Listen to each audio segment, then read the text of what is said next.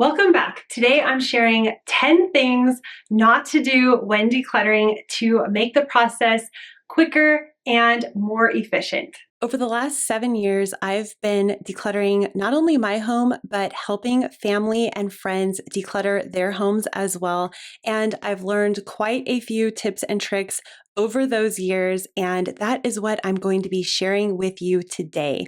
If you're new here, make sure you hit the subscribe button to join my channel, and let's jump right in to number 1. Don't start decluttering without a plan.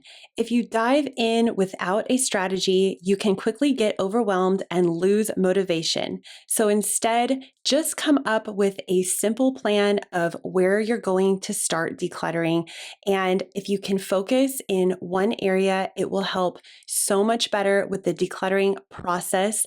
What I did when I first started was everything you're not meant to do. So I didn't have a plan. I just started pulling things out and decluttering things here and there. I found that not having a strategy made the process take way longer than it needed to. Also, it became extremely overwhelming. So if you can come up with a plan of where it's easiest to start decluttering, pick a room where you're not attached to the items. Also, the plan could include what days you intend to declutter on. And again, this does not have to be a set in stone plan. It could be something that you jot down on your calendar. I want to spend 15 minutes on Monday decluttering, 15 minutes on Wednesday decluttering, and then start slow, and you will have a tiny plan to get the ball rolling. Don't declutter everywhere all at one time. So when I first started decluttering, I went around my house and it was quite funny. I pulled out things in the kitchen. I pulled out items from my bedroom, my living room, and I just created a disaster area in my house. It was extremely overwhelming. So now I think it's so important to not try to declutter everywhere at one time, but focus in one room. As you can see here, my husband and I are focusing just on his clothes in our room. Here I'm focusing just on one drawer in my office. And here's a really good example of focusing on just my office. I have these things in here that are kind of just in case items. One is my husband's suit from our wedding, which he does wear once in a while, so I will keep this. But the other things I'm not sure about. So I'm gonna pull them out and go through them. I'm currently reorganizing this whole entire office so I can fit my husband and I in here to work together, and this closet has to be way more functional. Another thing that I'm gonna get rid of out of here is the sewing machine box. I've relocated my sewing machine to a shelf in the closet, and this is gonna go along with some canvases that I'm probably never gonna use, and I feel like now's the time to really clear out these things that are just in case items. I know what's in all of these, but I've been holding on to them and thinking I might wear them, but I haven't worn them in a really long time. Yes, okay, I can confidently say this was my outfit I would wear when I went on job interviews, so I don't need this anymore. Plus there's no way this would ever fit. And then here are 3 different fancy dresses that I did wear in the past to different events, but I can confidently say that none of these fit, and if I ever do need a fancy dress, I will just go get it at that moment. I have some more coats. This one is a raincoat, which is actually something that comes in handy. I have worn this in the last year or 2. So I am gonna put this with my coats. But this one is, again, a fancier thing that I would wear when I would go out, which I rarely do anymore, and plus I know that this will not fit. So I'm gonna get rid of this and all these dresses. This is a really good reason why I need to remember to continue to revisit different areas in my house and really dig deep and look for things, because I had just been overlooking this. I didn't really need the space, but now that I do, I've just found all these items very quickly and easily. Don't declutter sentimental items too soon. This can be really hard because a lot of the time we want to get rid of the things that we're not using, and that can be the sentimental items in our lives. It could be photos that we never look at that are in the back of a closet. They could be a childhood doll, all sorts of things that we've saved from a lifetime of living. And we usually aren't using those items because we've saved them, someone gave them to us, or they were handed down to us. So we just save them, but we're not currently using them. So we feel like we want to get rid of them because they're not really in our current lives, but also they mean something to us. So I would just wait until you've decluttered everything else that you don't need, and then visit those sentimental items last. That way your decluttering muscle will be strong and it will be much easier to make these decisions.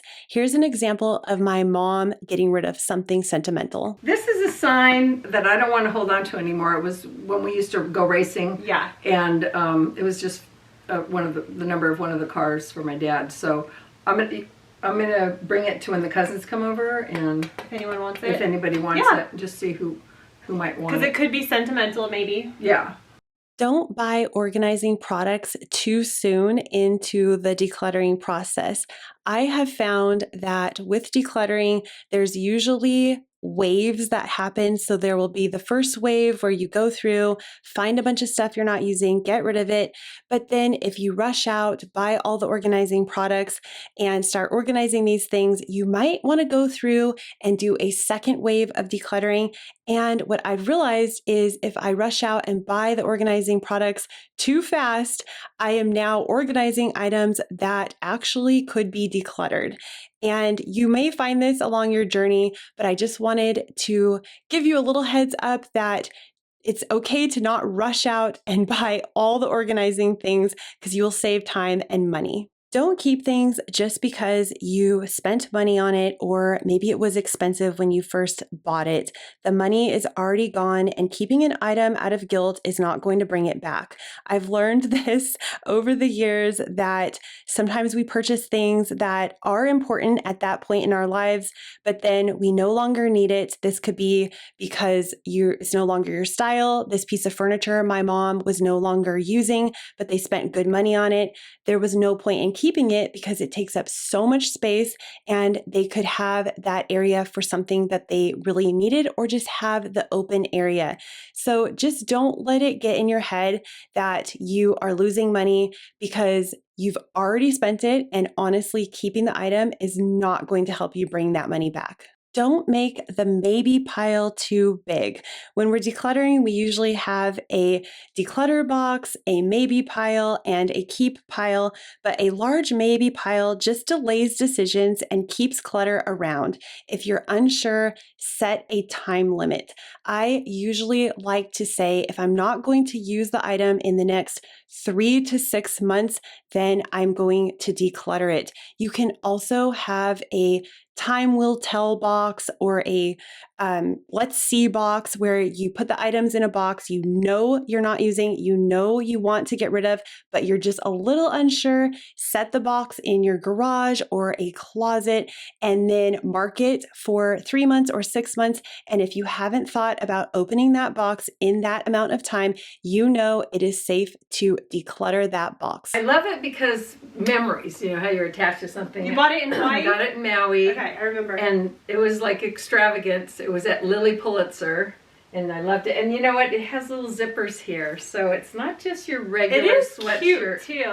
And it has little things there. I know. But I can see it looks like you've worn it a lot. Yes, I have. Not that it looks bad, but yeah, you can tell it's I love the color. I love the color. Yeah. And I don't know. You know what? Maybe since it's still winter, I'll start wearing it around and see how you feel. Yeah, and then give it maybe a month. Yeah, I'll give this one a month. Okay. And see, and then if you just say I don't like it, then yeah, I was on the fence, but I'm gonna keep that for one more month. If you're struggling to declutter, don't do it alone. Have a family member or friend come over and help you stay organized, help you declutter, or just be there to stay motivated. You can even have a friend that maybe is decluttering their house and just keep each other motivated to stay on the decluttering journey. If you need some extra help, I do have an ebook all about decluttering. It's called Decluttering Made Simple, a room by room plan to declutter your home and mind. I will link all of that information in the description box below. And you can also join my free email list, and I will send you 100 Things to Declutter PDF straight to your inbox. I'm good. I'm just resting. I don't sit on the floor often, and it feels good to lay on my back. I said I feel like a turtle. My back's like a curve, and it feels good to lay flat. This is how I declutter. Good standing up. Let me get on the floor and you get up. Oh, that's a good idea. We should have thought of that in the first place. Yeah. Don't feel like you have to hold on to things just because they were a gift. Gifts are meant to bring joy, not guilt.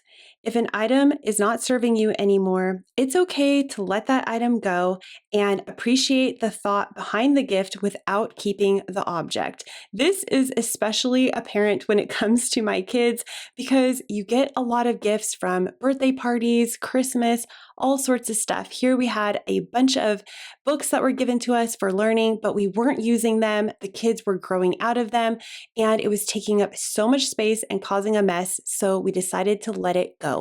Don't forget to finish the process. Get the stuff out of your house. Decluttering isn't just about sorting, it's about removing the unwanted items from your home. So make sure that you are actually getting the donations to the donation location of your choice. Recycle the things that can be recycled. Throw away the items that are trash.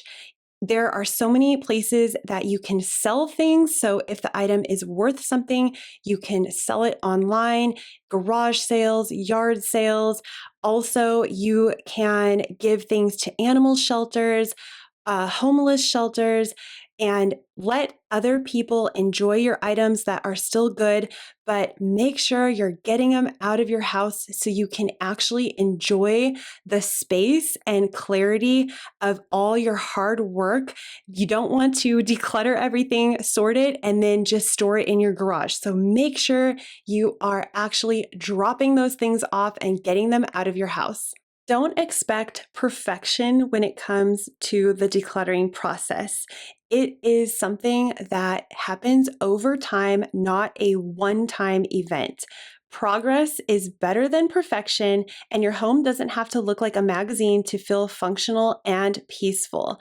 I think that a little bit goes a long way, even if you are just decluttering one drawer at a time, one closet at a time, and you can spread this out over months of time if it's too overwhelming to try to do it all in one day or 1 week. I spent a lot of time decluttering and going through each room in my home, and I still declutter to this day.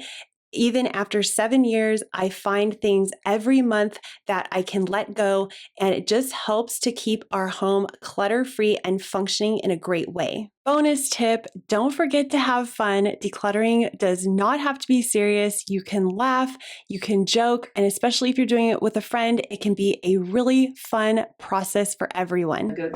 This is Kathy's old stuff. Oh, it's a turtle. A blurry turtle. A blurtle.